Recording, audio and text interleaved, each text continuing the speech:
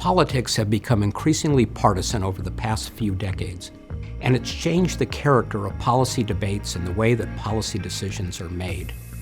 Those trends led us to analyze the role of facts in American public life, the value of which seems to have diminished in recent years. We call this phenomenon truth decay. Disagreement over well-established facts is intensifying. The line between opinion and fact is blurring. Opinions and anecdotes are drowning out and overwhelming objective data, and institutions, once relied upon for facts, are viewed with growing skepticism. These four trends combined erode civil discourse, impose real economic and diplomatic costs, and present a grave threat to American democracy. There's been little systematic research so far into why this is happening. With the Truth Decay project, the RAND Corporation set out to help fill that gap. We asked many questions. Are there any historical examples of this phenomenon? And if so, what were those episodes like? More important, what stopped them from continuing? What drivers seem to cause truth decay or make it worse? Are there actors or agents amplifying truth decay? What are the consequences of truth decay? And what steps can we take to fight back? We started by looking through American history in search of other eras that showed some combination of the four truth decay trends. We found three periods that at least in part fit the pattern. In the late 1800s, rapid industrialization disrupted the economy and Americans increasingly migrated towards cities. Economic inequality grew sharply, so did populism. Newspaper circulation increased, and greater competition led to an uptick in sensationalist and exaggerated stories. This yellow journalism blurred the line between fact and fiction and increased the volume of opinion relative to fact-based stories, similar to what we see today. On the heels of the Roaring '20s, a period of great economic growth and inequality, came the economic devastation of the Great Depression. Public trust in institutions and banks plummeted. Much like the late 1800s, mass communication experienced a big shift with the advent of radio, which reached a wider audience than any newspaper ever had. With the rise of radio came the emergence of powerful radio show hosts who used their platforms to spread their opinions to large audiences, much like cable news commentators today.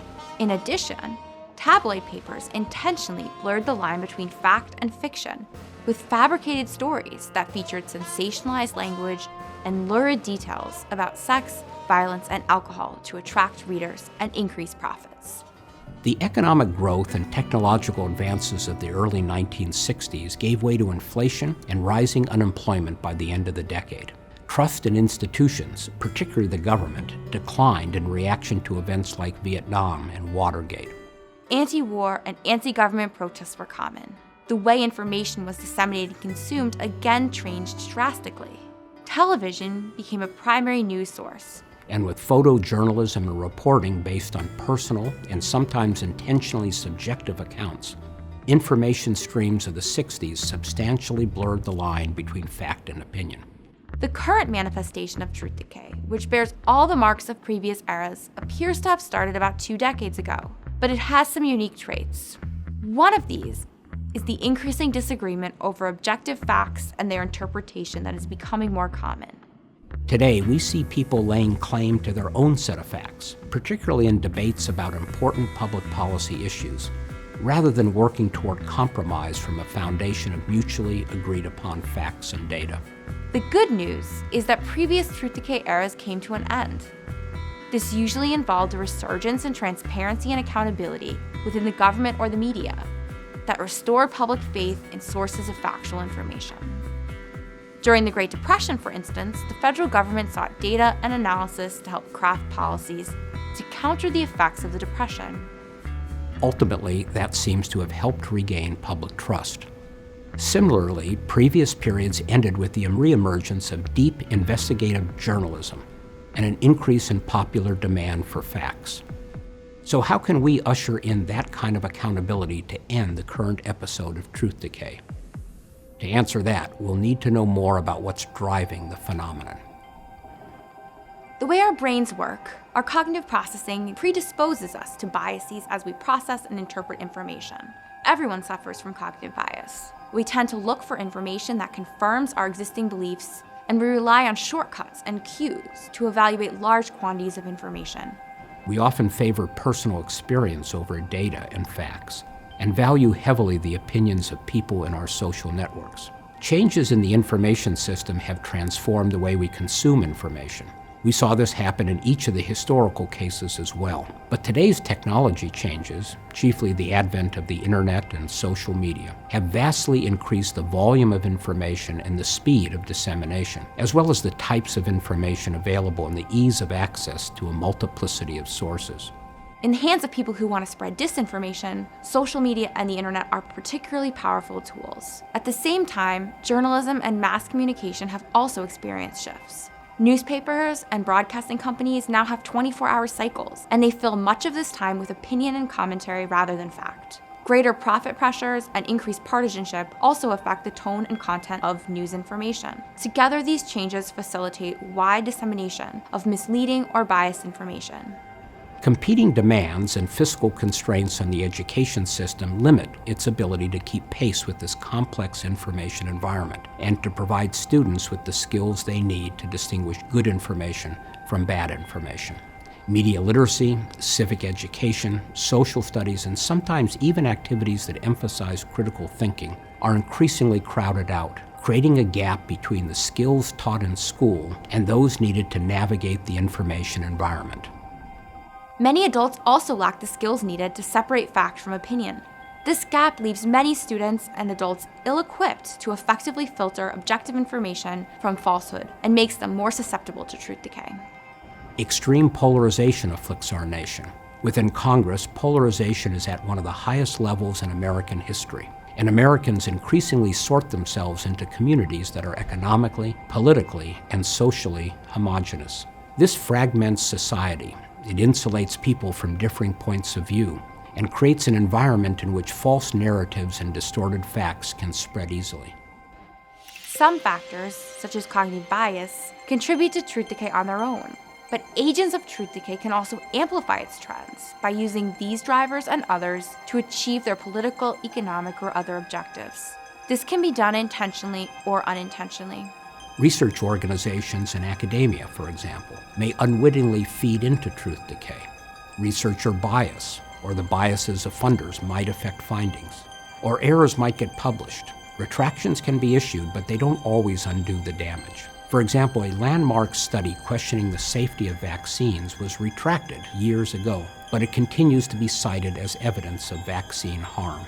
In other cases, researchers may contribute to truth decay with poor research practices or by publishing misleading findings that blur the line between opinion and fact. Media organizations, in their zeal to break a story, may report statements later found to be incorrect.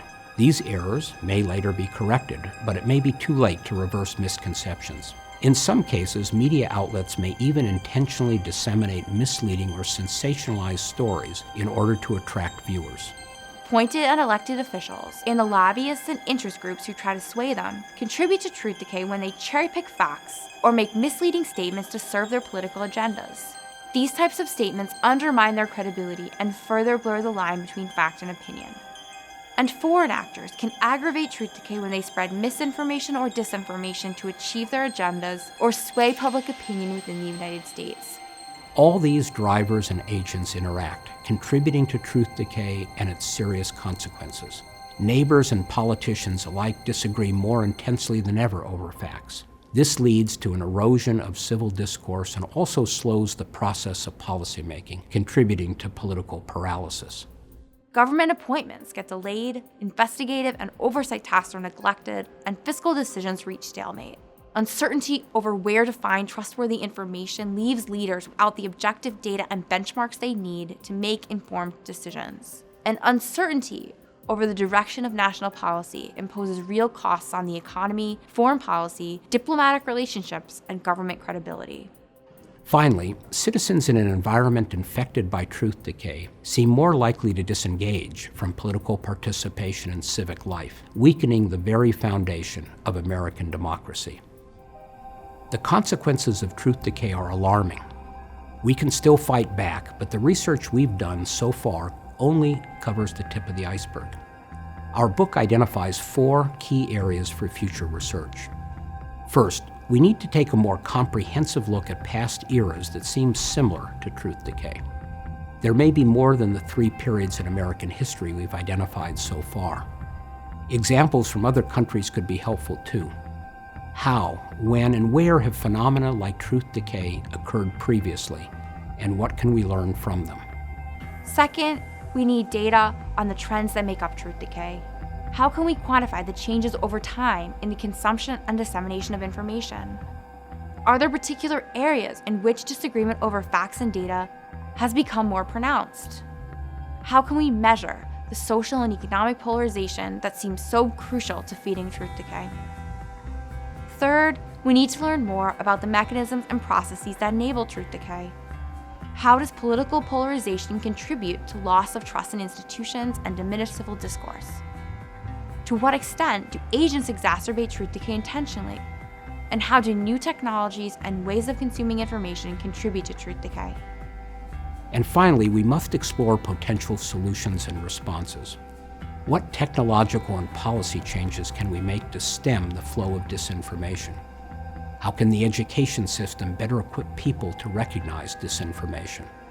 And how can transparency and accountability in government and the media help stop truth decay?